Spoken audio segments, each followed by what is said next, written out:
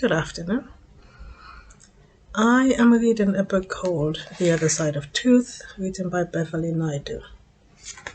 It talks about the journey that two children had to make, leaving their homeland to come to England.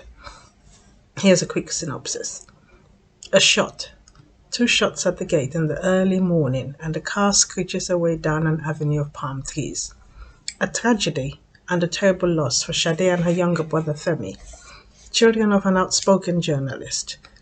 Now terror is all around them, and they must flee their country at once and alone. Plans for their journey have to be hastily arranged. Everything must be done in secret. But once Sade and Femi reach England, they will be safe, won't they? I'm reading chapter 7, which talks about their arrival in England. Don't speak unless you have to, Mrs. Bankley warned them. She had smiled goodbye to the air hostess, but her fleshy cheeks now seemed to stiffen at the corners of her mouth. Mrs. Bankley lowered her voice, despite the clatter of feet and squeaking of luggage wheels along a corridor that seemed to have no end. Sade read Femi's sullen face. Who would they want to speak to anyway? To say what? It was going to be difficult enough talking to Uncle Dilly. Sade hoped Uncle Tunde had done all the explaining on the telephone and that he wouldn't ask more questions. How could she ever put the terrible pictures in her head into words? Hi there. Ain't you kids gonna freeze? It was the American. The black eyes on his outfit now peeped out from beneath a great black coat that matched a wide-brimmed felt hat. Oh, they'll be fine, Mrs. Bankley replied quickly. My brother will bring their winter coats to the airport. You know, they don't feel the cold like me with my old bones. She laughed lightly and pretended to quiver a little underneath her own mock leopard skin coat. The American glanced curiously at the children. Uh-huh. Well, have a good time. Neither Sade nor Femi said anything. He looked a little puzzled. With large strides, however, he was soon well in front of them. At immigration control, everyone came to a halt. Most of the passengers joined a long winding queue underneath a bright yellow sign with the words "Other Passports" in thick black letters. Mrs. Bankley shepherded the children into another shorter queue marked European Community Passports. It was moving more rapidly. Sade saw the American, near the back of the long queue, staring across at them. She shifted her gaze to the desks ahead of them, in each of which perched a figure in a dark suit. Yemi, take this. Ade, come. Mrs. Bankley thrust her small case into Sade's hand and led them up to the box. Mrs. Bankley held out her passport. In silence, the eyes behind the desk traveled down to the book, then sideways. Sade could just see the top of a computer. The eyes suddenly flicked back to them, resting briefly on each in turn, as if taking 3 snapshots. Sade's stomach tightened, and for the first time she began to worry about the passport. Because what had happened was, because they didn't have British passports, they had come over on passports made as if they were Mrs. Bankley's children, so that's why she was worried.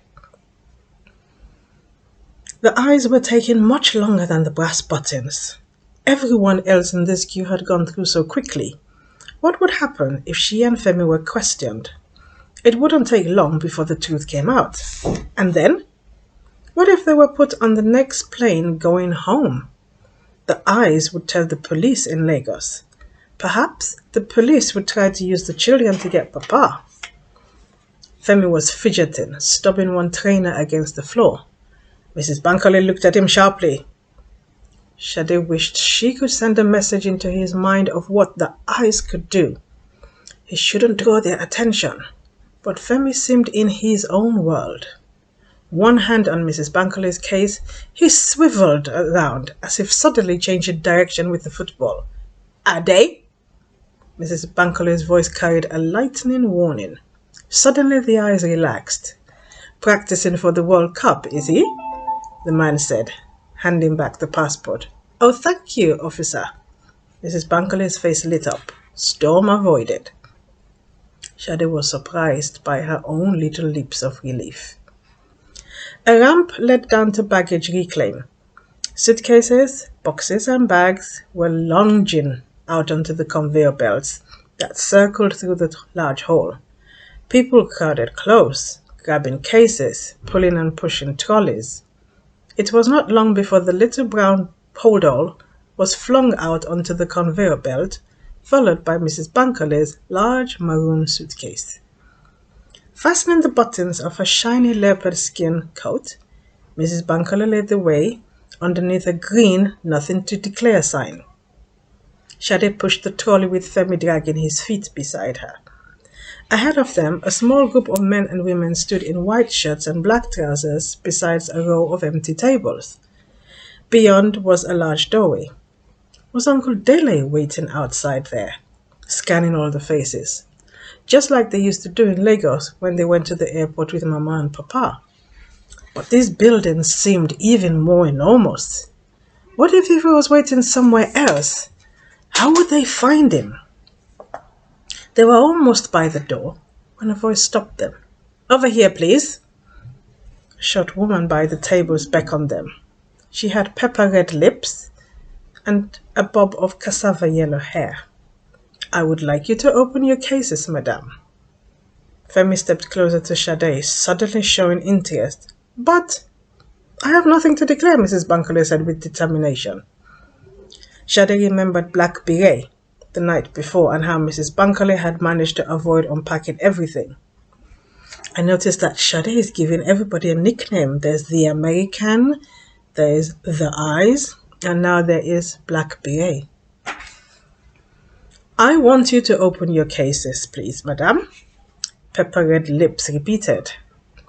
This time, Sade heard her stress the word cases. The lady wanted to check their small brown bag as well.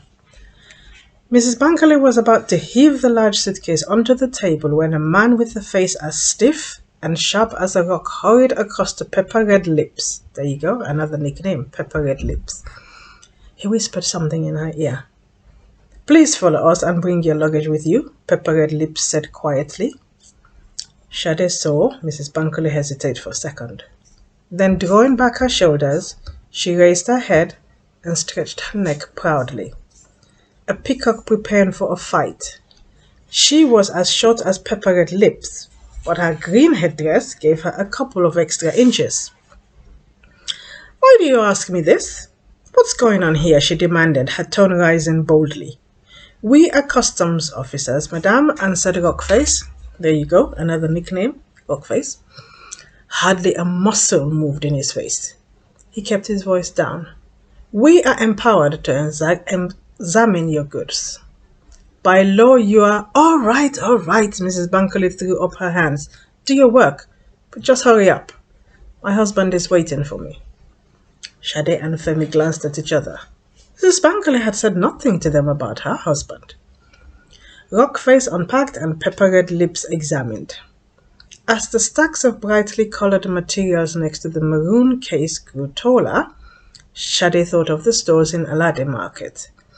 Almost 30 bubas with matching wraps and headscarves. A small mountain of decorated leather sandals.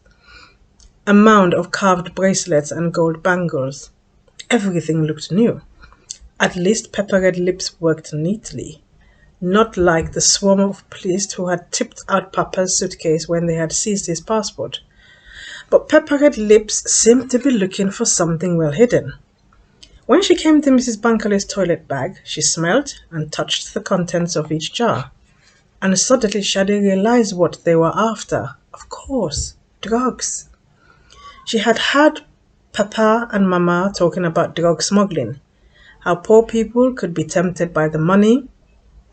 Papa had written some articles.